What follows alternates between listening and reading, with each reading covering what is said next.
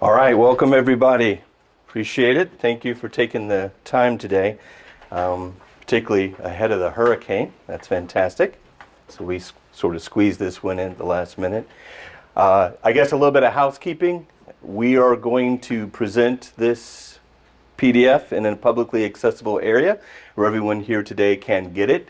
So while there is a test and a quiz for some of you, you will have access to this file, so don't feel like you have to remember everything. My name is Evan J. Schwartz. I've been with JU now going on a year and a half, doing teaching and working with JU on various projects that I think are very exciting. So a little bit about me, just going to do very little here. I've been doing technical development in one way or another for a little over 30 years. I've recently published a book. I'm currently the Chief Enterprise Architect for AMCS Group. My role is developing and making sure that we're robust, scalable, maintenanceable for a solution that serves 80 countries around the world. We're headquartered in Limerick, Ireland. We have headquarters in the United States in Boston, and we also have various headquarters of departments all over the world across these 80 countries that we serve. I'm very passionate about technology, and as the evolution of AI reached what I consider as its peak, AI may have been sort of came of age about a year and a half to 2 years ago. It's been on the radar of technologists, I would say, for the better part of 5 decades or more in some capacity or another. Like all good technologists, I started in the gaming industry. So I began developing my first applications when I was 13. By the time I was 16, I pretended I was 18, started a company called Schwartz Industries. Some of you are old enough, at least have the same kind of gray hair I have of knowing what a bulletin board system is. Before internet, dial-up BBSs, so that's what I did. I've been in Florida my whole life, so we got a nice little mention for Schwartz Industries on the Florida Times-Union. Back in the days where a bulletin board system was text, we pretended that ANSI was graphics, but it wasn't.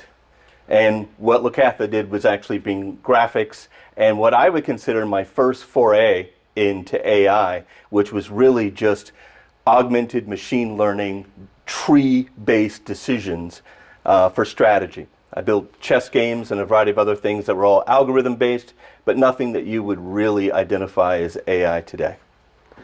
Roll ahead, and the internet showed up and put a bullet in the head of bulletin board systems. We had 200 worldwide.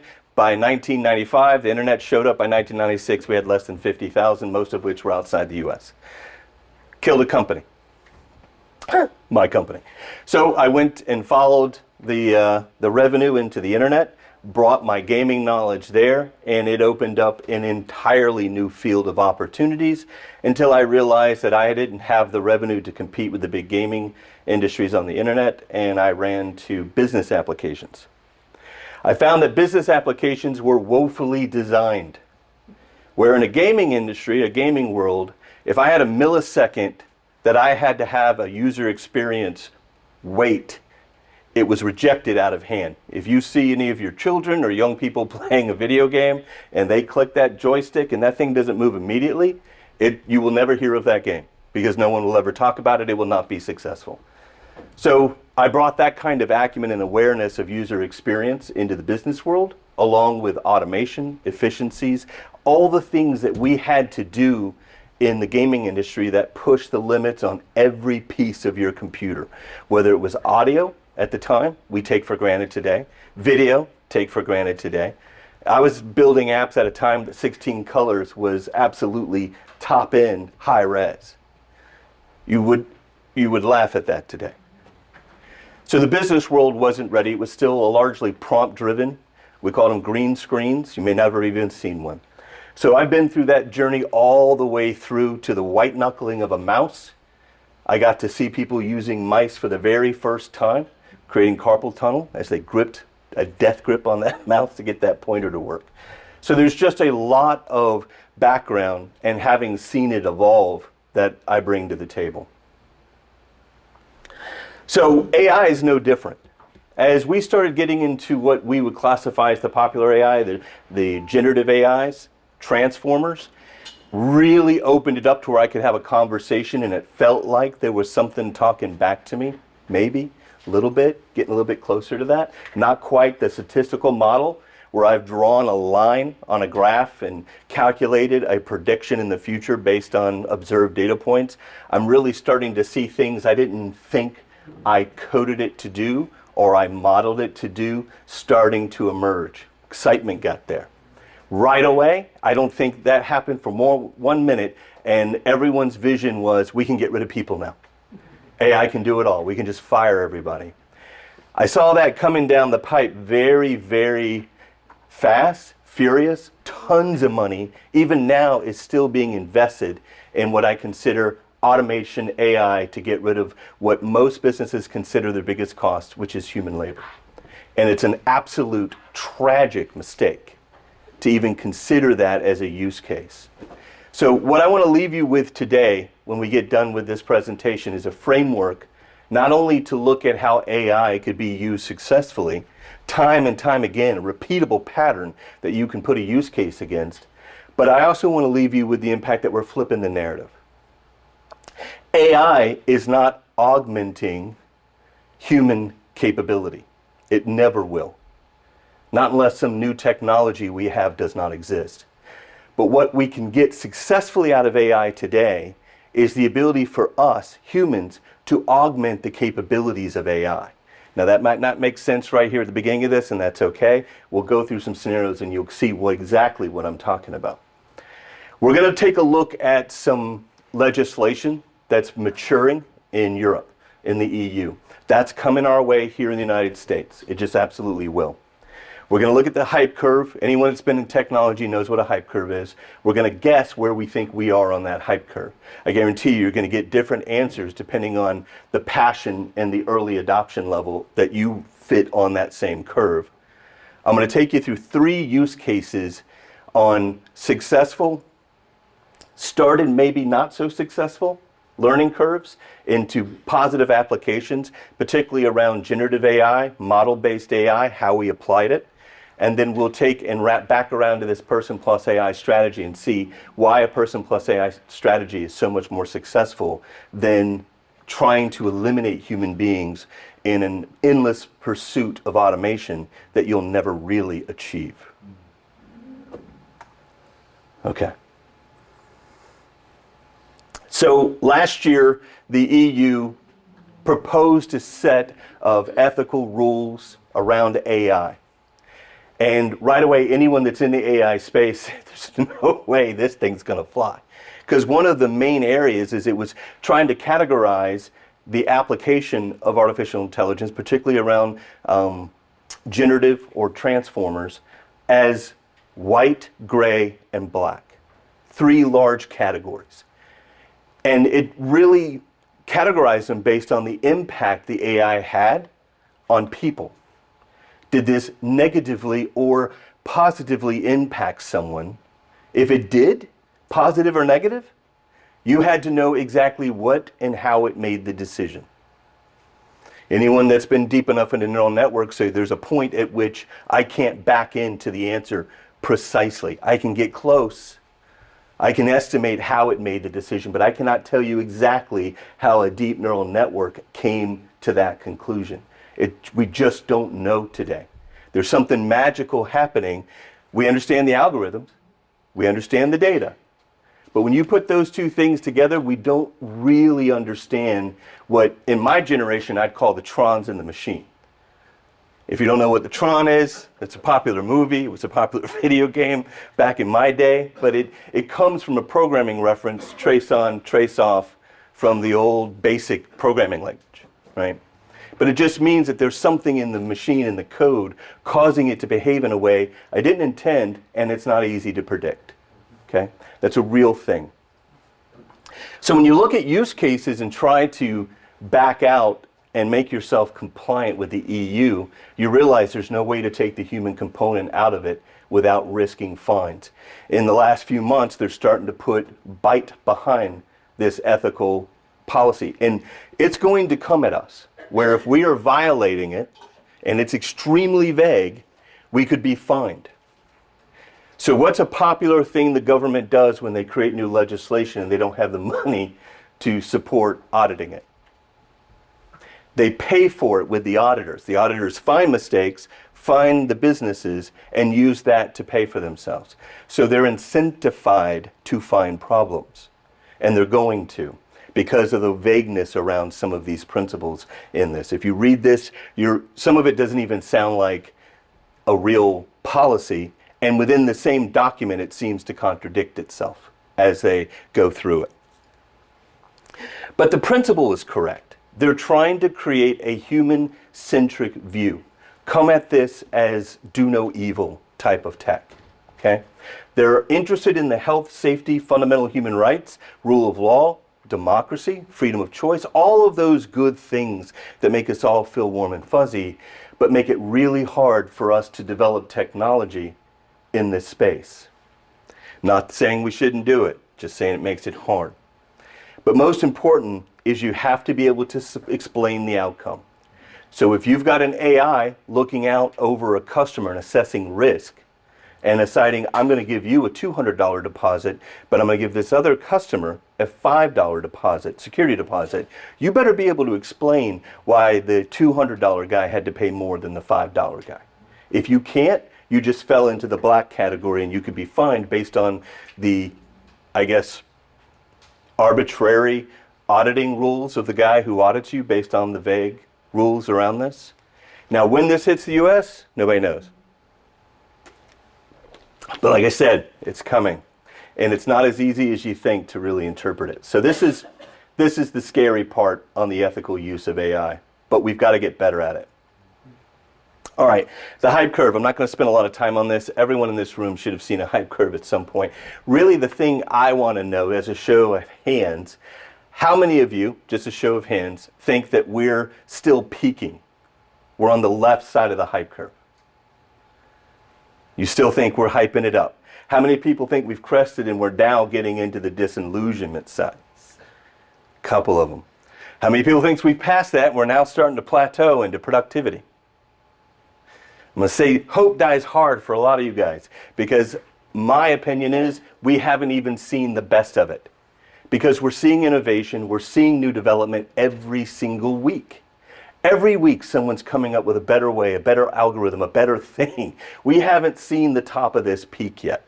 We're starting to get, if I were to peel out use cases, I would say we're in the disillusionment, because what we have today isn't meeting the original hype. We're starting to see a trough of investments being pulled back from AI because we haven't been able to hit the hype. But every single week we seem to have a new thing that's refueling the hype side of it. So we're still peaking it up. It's more of a bouncy bounce heading its way up. But we could argue it. I'm letting you know this is my opinion, right? So let's get into the first scenario.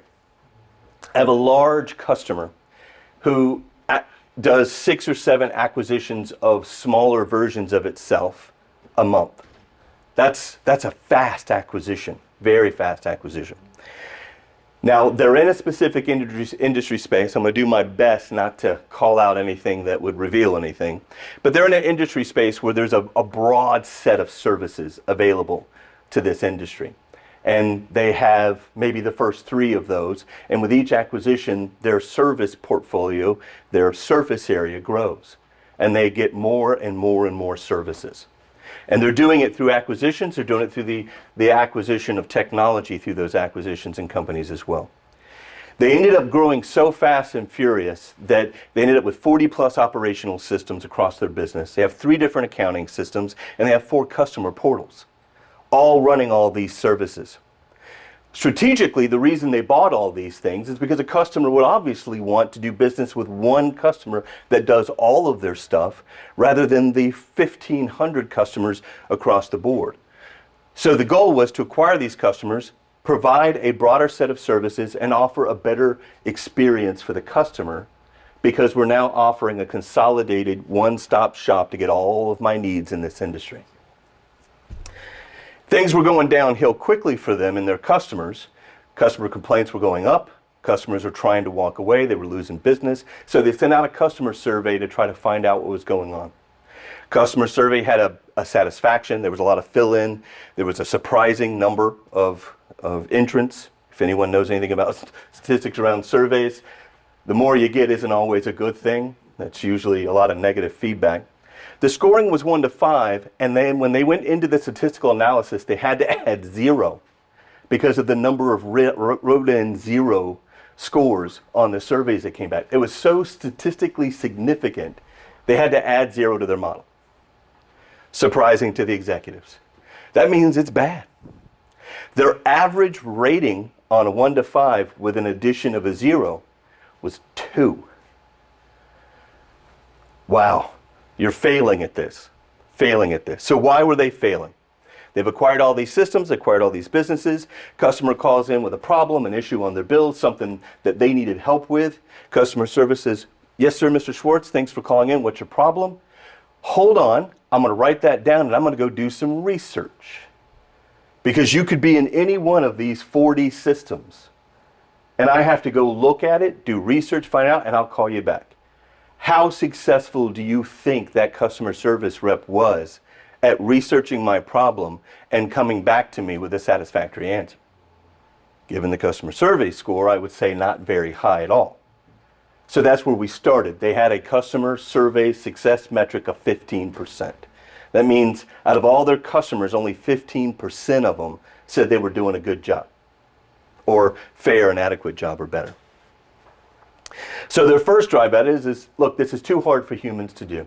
So what are we going to do? If I tried to build a single application that queried all this data and interfaced all this, the sun would be a small, cool ember before we finish that work. So what could we do to speed it up? AI to the rescue, of course. The new AI was smart. It was able to go in and pull data. It was able to have insights, build sentiments, aggregate data for me intelligently. That's what we needed to do. So they built it. They invested millions of dollars building this thing. And it went out and aggregated it, and they automated it to the point where they had an automated call line and an automated support portal. Thought everything was going fine. Sent out the surveys. They had to now add -1 to their score. They had to drop below 0. And that was a bit of a surprise because now the calls weren't coming into a human being. They were coming into an automated call center, and they had cut off any way to get to their failed human call center. So they just took it to a robot and figured no news was good news. We're doing great until the surveys came back. Not so great, actually worse. So they had to dig in and analyze and found out, there's a lot of Lisa Smiths in these businesses. And they're not all the same Lisa Smith. And some Lisa Smiths do have multiple properties, while others just have a single property that these services are conducted at.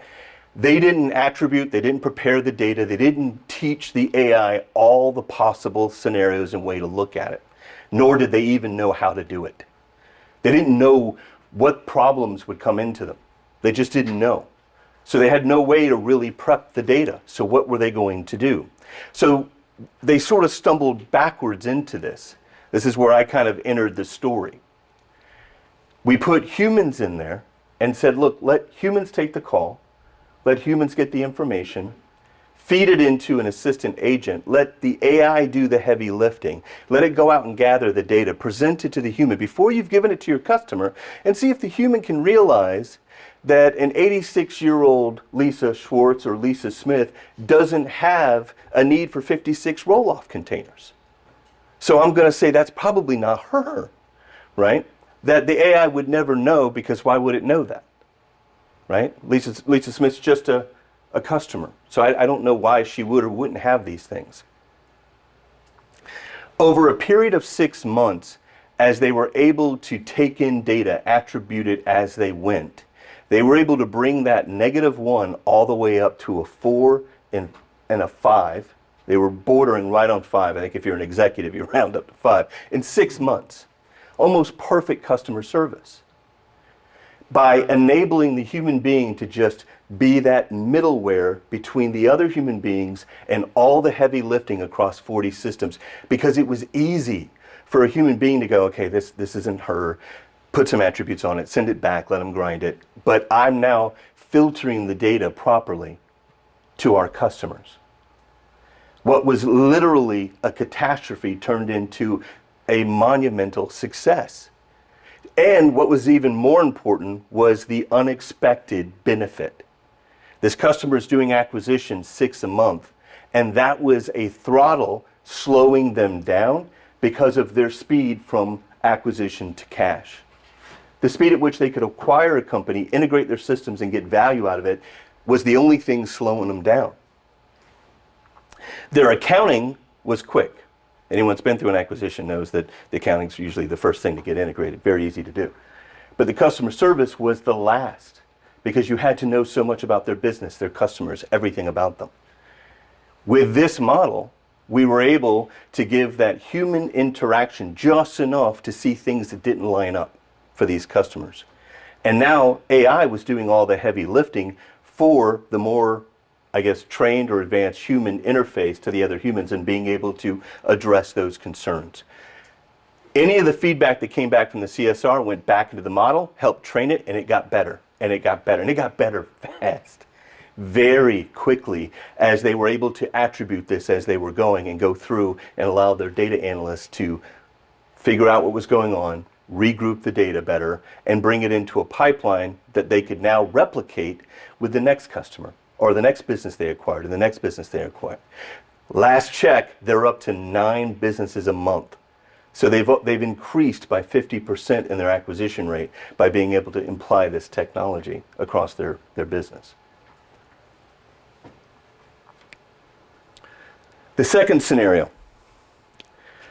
This is a product that AMCS currently has, and it's basically built into cameras on a garbage truck.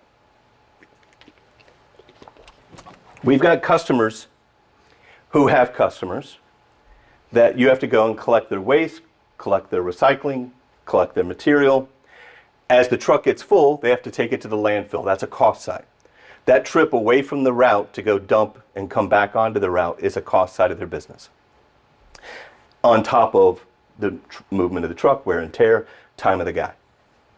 So if I'm dumping into my garbage truck overfilled containers and I've optimized my route for a 90-gallon municipal waste, and I'm putting about 110 to 120 gallons of stuff on there, I'm tipping more often, I'm having to drive and go dump it at the landfill more often, I'm wasting gas, I'm not optimized my route, and I might not even be charging properly to my customer. That's called revenue leakage.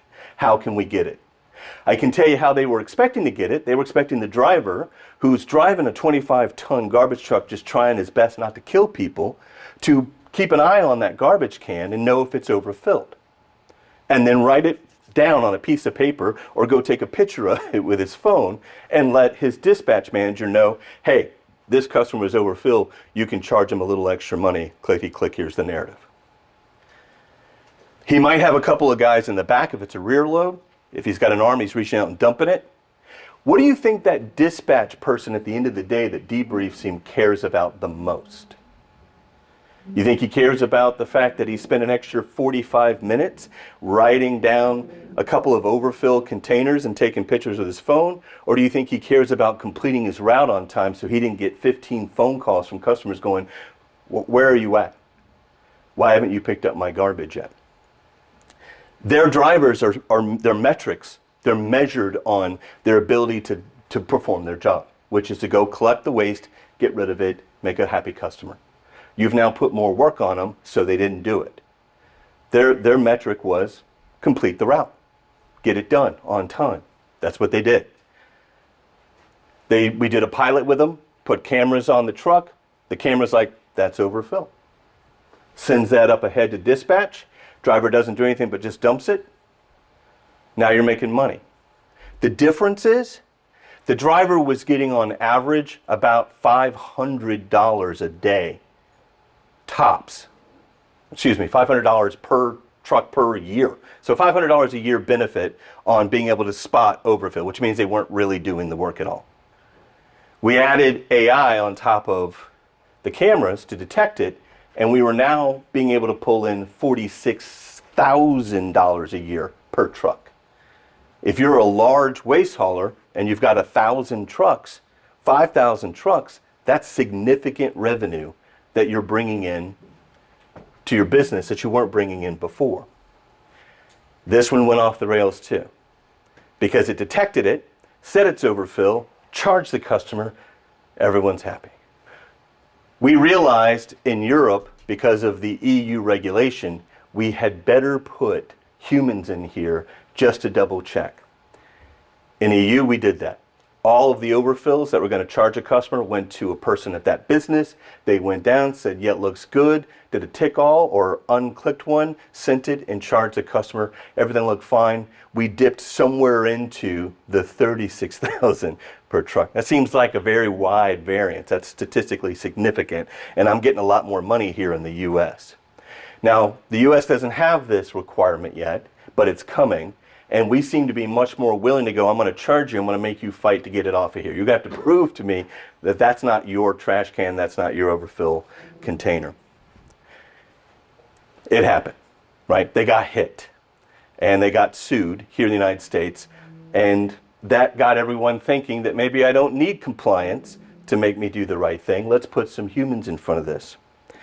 And where they also got hit is big customers of theirs did not like getting a $12 overfill charge. I'm paying you $120,000 a month to go pick up my business's garbage and you're going to bill me 12 bucks? The audacity. So what we found out is by adding this human being, we're able to insert all the fuzzy logic that you will never get an AI to adopt. That this is a strategic customer. Yeah, they've only got 15 sites, but they've given me this apartment complex to see how well I do for 6 months, right? And then after that, I get all of their apartment complexes, and maybe that's 10, 15, 20 times that. So I'm not going to ding them for $12 overfill charge while I'm courting them to get a big contract. Strategic. How do you teach an AI to know that? You have to be able to attribute that data. That's costly. Particularly when we're making wheels and deals and sales guys are out there working with businesses every week, writing it on a cocktail napkin. And there's no way to codify it because the system can't even store the data. How do you still run your business the way you need to run it, right? What if it's a school? Maybe I don't want to overcharge a school. What if it's a church? Maybe I don't want to overcharge a church. So what this ended up doing is this gave us the ability to do what's called smart automation. As we're doing things, we're having the AI watch the human operator and go, I've noticed that you've allowed this one to go through the last 3 times. Would you like me just to automate that for you? Yes. Oh, you said yes. When would you like me to check in again? Check in again in 6 months and make sure it's still a yes. Perfect. Or I've noticed that you've ticked this off. I've detected it as overfill the last 3 times, but you keep on checking it. Would you like me to go ahead and give this account a pass? How long would you like me to give it a pass before I ask you again? Now the businesses were able to boutique an automated process that allowed them to differentiate something that's very difficult to codify. A lot of this is just based on the owner's whim. They're trying to break into a new industry, so they're going to be kinder here. Maybe they know that guy, and he's dating his daughter. He's going to be kinder to that guy. Things you just can't put in the data. They're looking for ways to do it. We stumbled upon this because of a threat from the EU policy, and this has become a great discovery for us. It's a differentiator for us in the room when we're trying to fight other vision AIs trying to detect certain things in certain waste streams. We can give them a boutiqued, augmented way to help. And again, in this case, the AI is doing the heavy lifting. The human beings are making the strategic decisions that are driving the business. And our customers are winning business because of it. Something that you just can't automate. It's too sterile. It's too clean. You don't get this level of creativity with that. So the last one is what I call just-in-time assistance. Now, we have this problem at AMCS. We haven't adopted this. I built this for a different business that I sold last October. It was really easy, but I had the exact same problem. Anybody in here that's running a business that has BDRs, business development reps, or customer success reps that are cross-selling has this problem. You put a new salesperson in that role primarily to teach them your business, teach them the jargon, help them understand how to sell, how to talk to customers, and then when they get good at it, what do? You promote them into sales, get them out of there. So it's an area of my business I'm constantly bringing new people into. And it's a painful, slow progression that I don't get a lot of value out of, but it's a great sandbox for my sales folks. Until now, with the just-in-time assistance. You have two models. One's called a call prep or a call plan. I'm about to call so-and-so. I know that I'm calling them, and I've got a bunch of data in Salesforce. I got a bunch of data in my system. I may not know so much about him, but I know about the type of business he runs. I can now go to an AI and say, I'm a brand new BDR. I'm about to call so-and-so that does roll-off containers. Help me with questions while I've got him on the phone. By the time I've got him on the phone, that is such precious time for that salesperson that I want to make sure I'm answering or asking questions for this person that result in an outcome or a sale, not just a lead that I pump up to someone who actually knows more than me. I don't want to just be a call I want to actually close deals. For cross-sale customer success is I may have sold that customer one thing and they might even not know that I've got 10 other items that I sell. They have no idea what my business has in other areas. Customer success needs to listen when they're talking to the customer and find opportunities for our other services to help this customer, be a partner. So they use AI for call plans to digest all of our data about the customer and the customer type and build a plan on how I'm going to get through our sales strategy. What we use is a technique called command the message. It's a process. It's in sales, you can look it up, but it's really about pain delta. It's about listening, it's asking open-ended questions, it's trying to get from your customers their pain, their problem, and then mapping those to your products and services. And that went really, really well on the calls that we had a call plan for. But we started to think, we do cold calling. We get leads at a convention. We go to Waste Expo, we go to ISRI, we go to things, and people just give us their business card and we just do a cold call. How can it help us here? And this is where the just-in-time assistant comes in really great. So they're on the call, they've got the person's attention, and they start asking these standard stack probative questions, and the guy doesn't answer. We plug it in, and it's going and looking things up. It's learning about that guy, whatever's on LinkedIn, anything that can be Googled, anything that's in our database, every conversation we've ever had, whether or not it's his granddaughter's birthday in 2 weeks, all of that starts to surface up for this brand new BDR or customer service rep who doesn't really know the business. And the way it's formed is not trying to fake it. We're not trying to fake like we know about your granddaughter. He can say things like, it says here that your granddaughter's having a birthday in 2 weeks. Where are you going this year? Right? It's probing him and prompting him to ask the questions, to get the pain delta, to get the extra bits of information that are resulting in sales. We had a 10 to 15% close rate on MQLs and SQLs. If you're in sales, you know what that is. It's just leads. We got that within the first year to 45%. By year 2, we doubled it. We were closing so much business in our BDR department and in our customer success department in cross sales. We had to raise them to the same level we were doing our inside sales and enterprise sales teams. They had the same commitments because they were just killing it. To the point where the sales team was starting to use this agent to help them sell because you can get complacent, right? So in all three of these scenarios, the people are augmenting the AI. The AI is doing the heavy lifting, the AI is asking things, and people are supplementing it. Either filtering out bad decisions it makes, or leveraging that data that it brings to try to create an outcome, an event. In every one of these scenarios, we had a baseline. How successful are we at it today, humans only? The best way to the reason you ask that is because you're never going to be perfect and you're never going to achieve automation, not with the technology we have today. Not unless you're doing simple linear regressions, simple algorithmic AI, if you're in the transformers, you're never going to hit 100% automation. It's not achievable with today's technology. I just need to do better than what I'm doing with humans alone. That's the metric you go for. That's the metric you hit, and that's what you solve for. And when you set that as your success criteria up front, you get acceptance, because I can tell you time and time and time again why I still think we're on the front of the hype curve. It's because every one of my customers believe.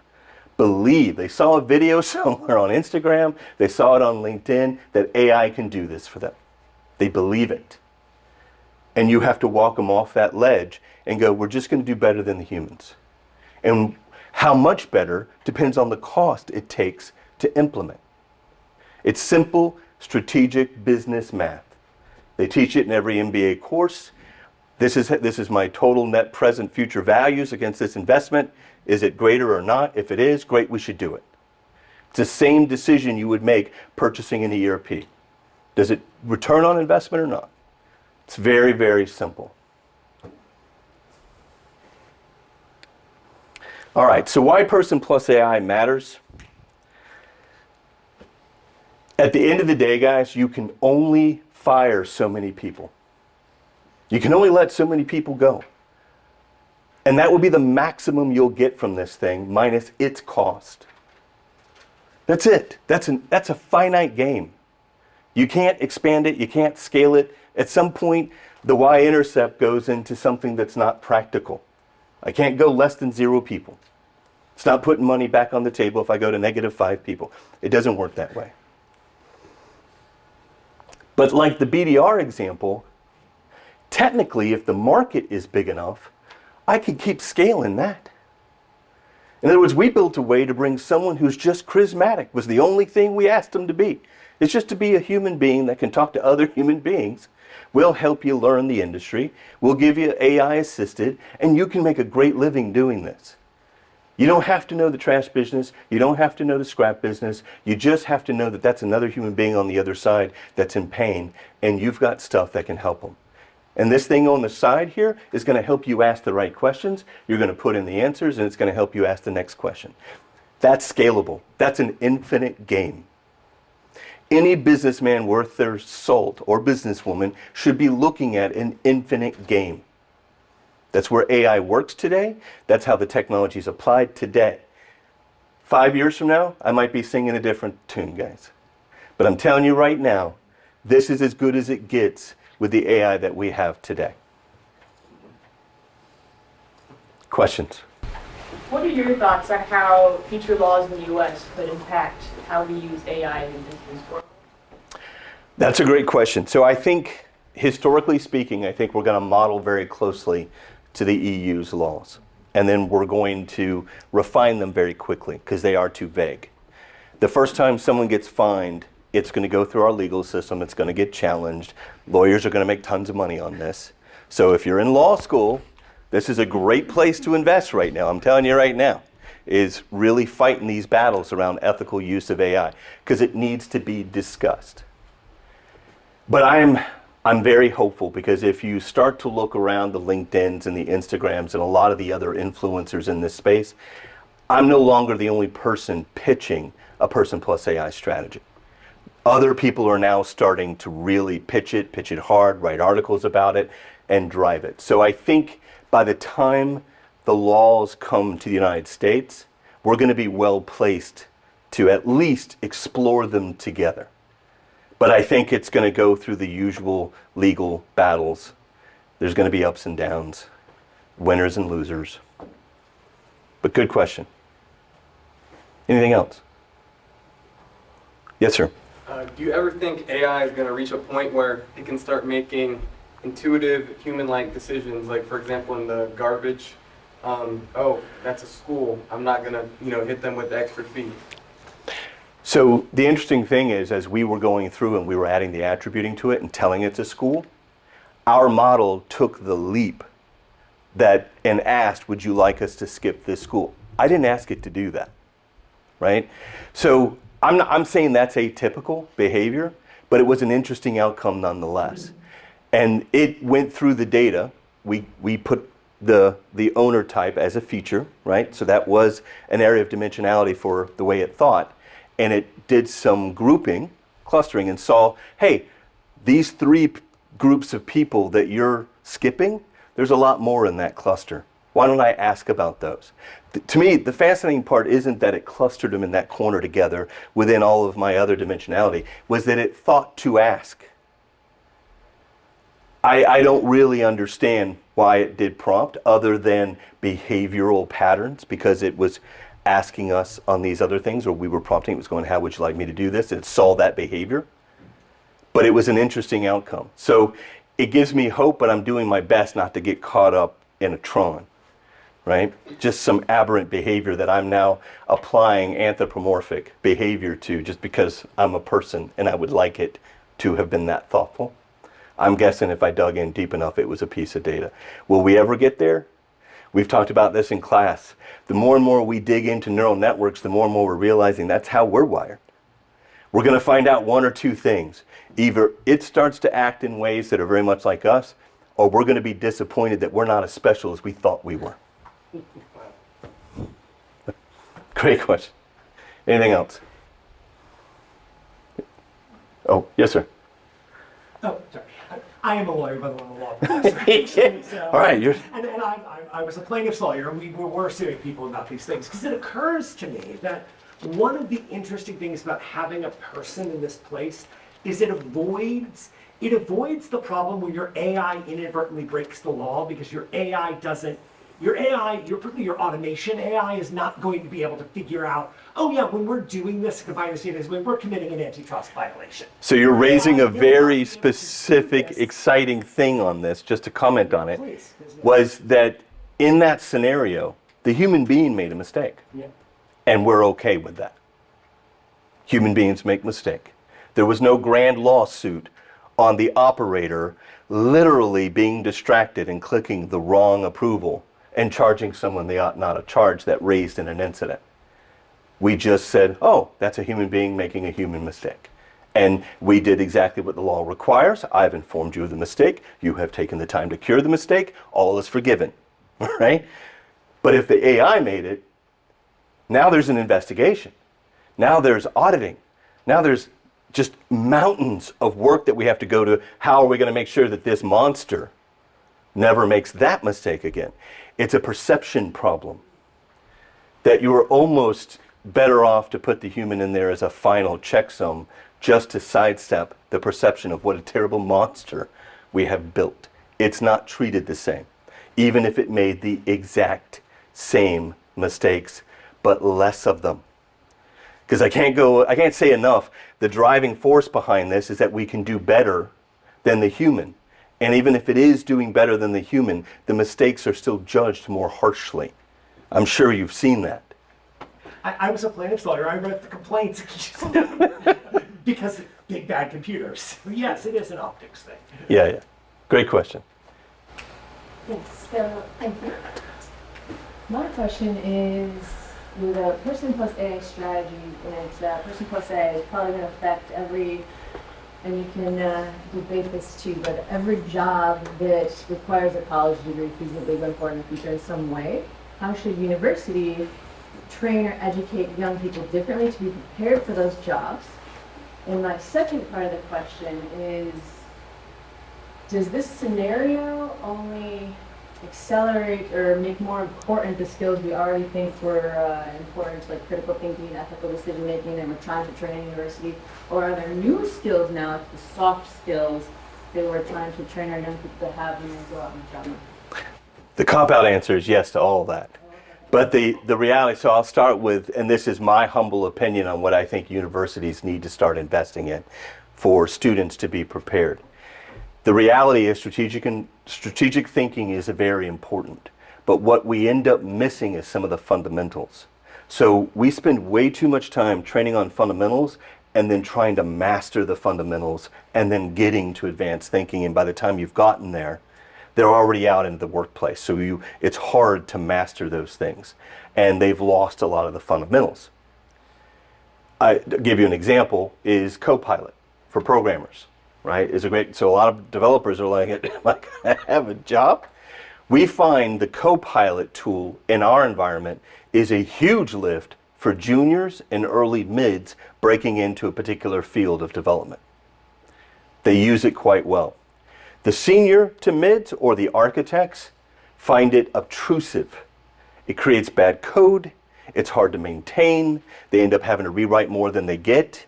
It's very similar to the auto-gen snippets that came out in my decade, where I could right-click and create a case statement. And I found myself spending more friggin' time taking out the stuff I didn't need than I could have just wrote the dang case statement. So we're seeing that behavior across the advanced guys, and it's all down to the strategic thinking on how we're applying it. And AI hasn't gotten there yet. It can create something that works, but if you're doing something novel, if you're doing something that requires strong performance, stability, maintenance ability, it's not even close. It's not even in the ballpark. So what does that mean? It means that we should probably follow the same mechanics that we did when the calculator came out. Right? Everyone was doing everything longhand on a paper, and we still teach enough of that to give them the fundamentals. But then we teach them the calculator. And it's gotten so bad right now, I'd say most of the statistics class aren't teaching statistics anymore. They're teaching Excel or the tool that generates the Excel. I'm hiring people that couldn't do a standard deviation calculation to save their life. They give me Excel, I'll do it for you. I know Excel can do it. I want to know how you would do it. So there's the risk there. We thought early on that a calculator would dumb us down in mathematics, and now we wouldn't be able to progress the field. Didn't work out like that, did it? Didn't quite work out like that. I'm going to argue, my husband is a math teacher. Yeah? And no, it has ruined their ability to do algebra. Because... Which one? Students. No. Which tool? He teaches, well, right now, he taught in the high school when we were in New Orleans. He's now at SJR State. Okay, and which tool is ruined? The calculators, because what has happened is the absence of rote arithmetic has resulted in, you remember when all the kids, we had to multiply 173 times 957. Takes you 6 lines and half a page. What you're learning is all your facts, right? Then when you get to algebra, you need to multiply 9a times 4b and get 36ab. You have the fact.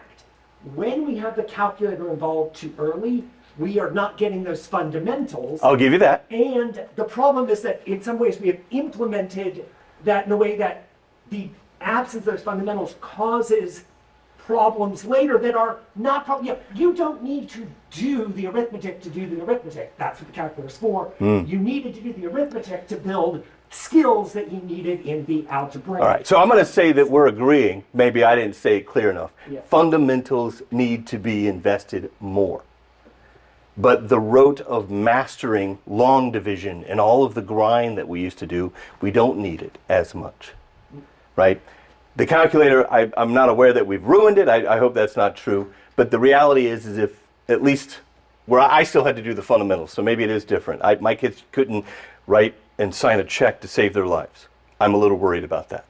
I think cursive and tactile handwriting develops something else that we're losing. Now we're discovering that as educators, that there's certain tactile hand motions and crossover ability that is important to mental development. That's a whole different speaking engagement. But I would say that we want to use the tool. To his warning, when do you apply it is probably still up for debate. Does that help? Yes, sir. As a worldwide company, how do you adopt your worldwide technology strategy to regional regulatory environments? That's a great question. Versus US? And that would probably be, that's a marketing question. So we have a technology called extensibility that we sit. So we build an 80-20 split. We build core, robust, clean core functionality with the ability to extend it into local regional compliances. So the core functionality, it's plugins. If you've ever, again, bringing a gaming mentality into the business world, it's just plugins, extension points. How can I offset this? Having strong market regional leaders that are in that market and realize, hey, in the United States, we have more than one tax, right? We don't just have the VAT tax, we have all kinds of taxes because we're the land of the free. We have tons of taxes. Where over in, say, France, they have one tax, a VAT tax. Realizing that would say we need to unplug our tax logic, turn it into a plugin that becomes swappable by region. I send in a bunch of charges, get my tax, bring it back with all the charge lines, right? You can then apply that same behavior across anything or all of the functionality. There's omnibus extension points or sockets for plugins, like webhooks. I can say a webhook would fire off an event, and then I can build some augmented technology around that, right? We've invested heavily in low-code, no-code workflow engines. Those areas that are very regionally or compliance-driven goes into that model. So that my professional services, my integrators on site can just go in and tweak the workflow without having to go all the way back to product to do it. Right? That's a huge accelerator. So you have to design it into the stack. If you have an extensible mindset and you have decompositional architecture at the core, so I'm using reusable components to build solutions rather than purpose-built monolithic solutions for everything, you are in a very strong position to deliver exactly that, regional and compliant. And since we have a highly changing, evolving compliant, we're in the ESG world, which seems to be evolving. EPR's coming out. It's all made up from county to county. We're having to adopt it. A monolithic architecture would not even be able to play because it would be too expensive for them to build EPR rules for every county. My opinion for federalizing it is you've now excluded, now I realize that's me arguing for my competitors, but you're excluding opportunity for more creativeness in the field by saying every single county or every single state or every single area is going to have different laws. Standardize, right? That helps a lot too. Yes, ma'am. I'm asking this question from our chat Okay. for the online audience. I think this is from Professor Amber Santos. Where do you see the greatest use of AI in healthcare? We have a few nurse practitioner students present that we will interact with AI in practice. So in the house care, are they traveling in this scenario? I guess maybe you can't answer. So if they're going from house to house, maybe servicing multiple patients, AI could help to manage and optimize that opportunity. One of the things that we get as professionals, and this is very true in the IT world, and I've seen it because I've got a lot of friends in the medical world, is they get very focused on their business. So they come in, they know their business, they do their thing, and we tend to be sanitized in the way that we work. There's sentiment analysis, there's new AIs that can come in that can help soften the blow. Stop me from talking Techineese to everybody, and maybe I start saying things that other human beings can understand and allows me to connect a little bit. You know, exactly what we were building here on our just-in-time assistant is ask him about his granddaughter. You don't have to know a lot, just ask him about his granddaughter. Knowing that information allows me to swap in healthcare professionals on a patient-by-patient basis without every single person having to know everything. Having been a receiver of that care, because both my parents had hospice and had to go through that, I can tell you we get very sticky to the provider because they know us, they know my father, they knew my mother, they know what we're going through. When someone else would come in that household, it was standoffish. I think AI could help there quite a bit by allowing them to come in and say a few key things to give me comfort that they understand what my father's going through, they understand what I'm going through. It's strange to think that AI can help people be more human, but in a world where there's so much data, so much stuff that we have to learn, we should try it. Because I can tell you right now, we don't have enough nurses. We don't have enough doctors. We don't have enough skilled people in those industries to do it all. We're having to figure out how to time slice those resources and still provide the same quality. Medical imaging is a big space. That's NLP logic is dominating in that space, being able to look at those images and bring a consistency. Again, what's the metric? Better than what a human can do. But if you talk to that guy and say that you missed something in that image, Mr. Computer, I'm coming after you. We got to change that narrative, right? It has to be worse than the human for it to be worth calling you. I don't want to put you out of business, but I'm just saying we're driving a stake through the heart of a technology that I think could be really used for a lot of good.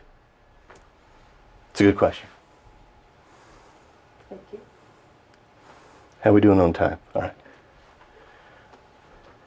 Anything else in the room or online? I got one for you. So, Yeah. so taking your example, I think you put a couple examples from your company. The one where the cameras are on the trucks, right? Right. And measuring, you got some AI connected to that, which is great. But then you also have human in the loop tied to that. So, how did it impact the cost of the company with human capital investment? So you still have to have people who are going to look at those, I guess we'll call them experts, who are looking at the images, or maybe even looking, maybe AI folks looking at model drift, you know, or data degradation, things like that, versus the other folks who are doing maybe more the manual task who could be not as skilled anymore. What was that shift in dynamic of cost to employees? And what was it, a wash, or did you save money in employees? So look, that's a great question. That gets into decision making. When do you choose to do this?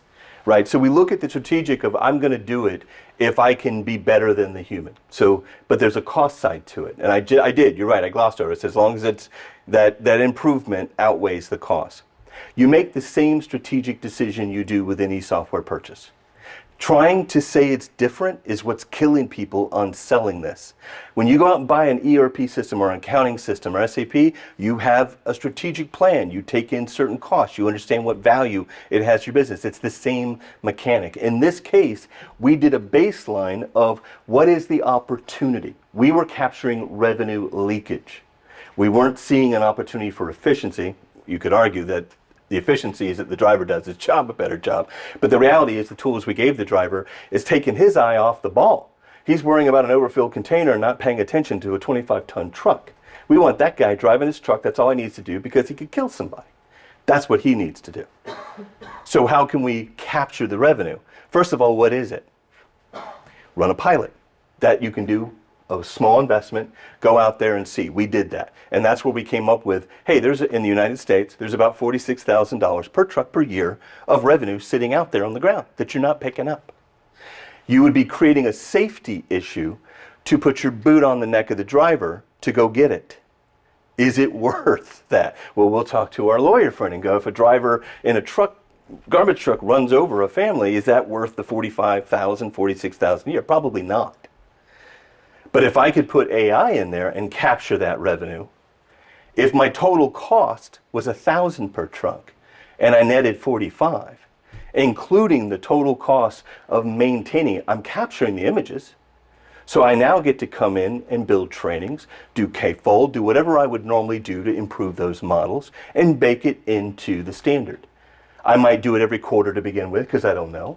I might do some standard tests later and find out I only have to do it because maybe garbage doesn't change as much or garbage cans look about the same. I don't know about you, but my garbage can hasn't changed in like 5 years. So odds are I don't have to change it or retrain it or fine tune it a lot. I can do it a little. The contamination one, on the other hand, different story. If I would have put the contamination, we're still in the death throes of that. Because the garbage on the East Coast looks different than the garbage on the West Coast, looks different than the garbage in EMEA, looks different than the garbage in France, in England, in Spain, in Limerick. You're going to end up with all kinds of models. Let's focus on EPR. Hey, producers, could you not make something that's hard to recycle, please? Maybe that's what we need to focus on. Let's get you guys to do the right thing so it's easy for us to recycle. It's easy for us to identify contamination. Right? Let's do that. Let's start at the source, because everyone in here that's ever built AI knows if you can put an impact on the data, if you can dictate how the data is mined or built, you've got a winning AI all the way through. Right? It's when you can't dictate that, you're just given a pile of steaminess and you're having to make goodness out of it. It's hard to do that and make it profitable. So you just have to do the math. You don't take the business out of a technical decision. And we have business school here. I'm sure that you guys teach the same business matrix charts that every business and MBA program does, right? Go through your WAC, go your IRR, do your net present future value of money investment, figure it out. Is it worth it? At least figure out this is how much I have to make for it to be worth it. So I wouldn't treat it differently because it's AI. It's no different than any other technical decision, and if you try to treat it differently, you're not going to win the argument. Because either they're going to expect more from it, or they're going to think it's too expensive. What else? All right.